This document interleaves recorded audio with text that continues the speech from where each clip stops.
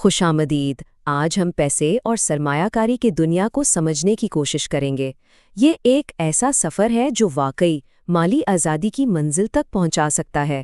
تو چلیں شروع کرتے ہیں۔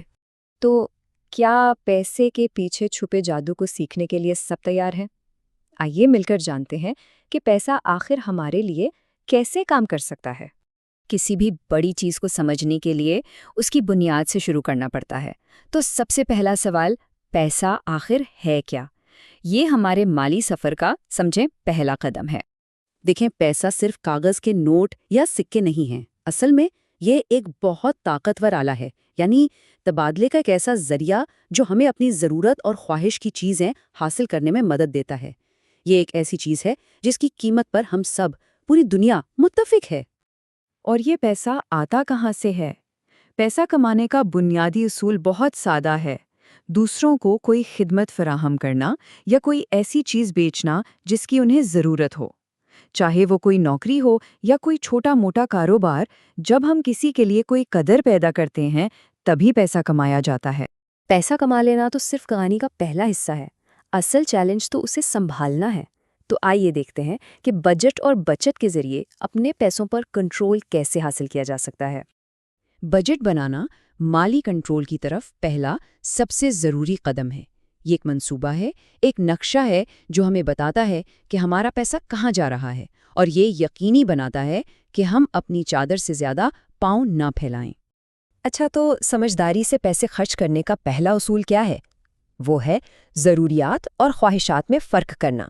دیکھیں، ضروریات وہ چیزیں ہیں جن کے بغیر ہمارا گزارا ہی نہیں، جیسے کھانا، کپڑے، گھر۔ لیکن خواہشات وہ چیزیں ہیں جو زندگی کو مزیدار بناتی ہیں، لیکن وہ ضروری نہیں ہوتی، جیسے نئے گیجٹس یا کھلونے۔ جب ہم اس فرق کو سمجھ جاتے ہیں تو سمجھے آدھا مسئلہ وہیں حل ہو جاتا ہے۔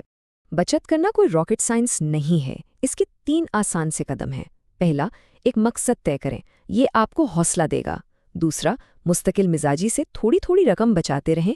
اور تیسرا، خرچ کرتے وقت ہوشیاری سے کام لیں، ہمیشہ بہترین ڈیل تلاش کریں۔ بچت کرنا ایک بہترین شروعات ہے، لیکن کیا ہو اگر پیسہ صرف بچانے کے بجائے خود کام کر کے بڑھنے لگے؟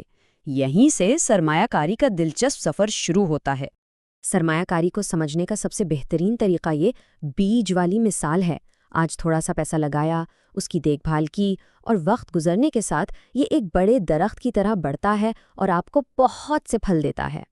تو سرمایہ کاری کی سب سے پہلی اور سب سے واضح وجہ ہے دولت میں اضافہ۔ جس طرح ایک چھوٹا سا بیج ایک بڑا درخت بن جاتا ہے، بالکل اسی طرح چھوٹی سرمایہ کاری بھی وقت کے ساتھ ساتھ ایک بڑی رقم میں بدل سکتی ہے۔ دوسری بڑی وجہ ہے اپنے بڑے خوابوں اور اہداف کو پورا کرنا۔ چاہے وہ نئی موٹر سائیکل خریدنا ہو، اعلیٰ تعلیم حاصل کرنی ہو، یا کوئی اور بڑا مقصد، سرمایہ کاری ہمیں وہاں تک پہنچنے میں زبردست مدد دے سکتی ہے۔ اور یہ نقطہ بہت اہم ہے۔ اگر پیسہ صرف گلک میں پڑا رہے تو وقت کے ساتھ اس کی قدر کم ہو جاتی ہے۔ کیوں؟ کیونکہ چیزیں مہنگی ہو جاتی ہیں۔ اسے ہی تو مہنگائی کہتے ہیں۔ سرمایہ کاری پیسے کو مہنگائی کی رفتار سے زیادہ تیزی سے بڑھنے میں مدد دیتی ہے، تاکہ ہماری محنت کی کمائی ضائع نہ ہو۔ تو سوال یہ ہے کہ سرمایہ کاری شروع کیسے کی جائے؟ یقین کریں، یہ اتنا مشکل نہیں جتنا لگتا ہے۔ آئیے کچھ عام اور آسان طریقوں پر نظر ڈالتے ہیں۔ سب سے آسان اور محفوظ ترین شروعات ہے سیونگ اکاؤنٹ سے۔ ہم اپنا پیسہ بینک میں رکھتے ہیں اور وہ اس پر ہمیں تھوڑا سا منافع دیتے ہیں۔ یہ بہت بنیادی ہے، لیکن ایک اچھی شروعات ہے۔ اسٹاکس کا مطلب ہے کسی بڑی کمپنی میں ایک چھوٹا سا حصہ خرید لینا۔ یوں سمجھیں کہ کسی مشہور کھلونوں کی دکان کا ایک حصہ ہمارا ہے۔ اگر دکان زیادہ منافع کماتی ہے تو ہمارے حصے کی قیمت بھی بڑھ جاتی ہے۔ اچھا، بانڈ اسٹاک سے تھوڑے مختلف ہیں۔ یہ کسی حکومت یا کمپنی کو پیسہ ادھار دینے جیسا ہے۔ وہ ہمارا پیسہ استعمال کرتے ہیں اور وعدہ کرتے ہیں کہ وہ اسے منافع کے ساتھ واپس کریں گے۔ عام طور پر انہیں اسٹاک سے زیادہ محفوظ سمجھا جاتا ہے۔ میوچل فنڈز کو ایک ٹیم ورک سمجھ لیں۔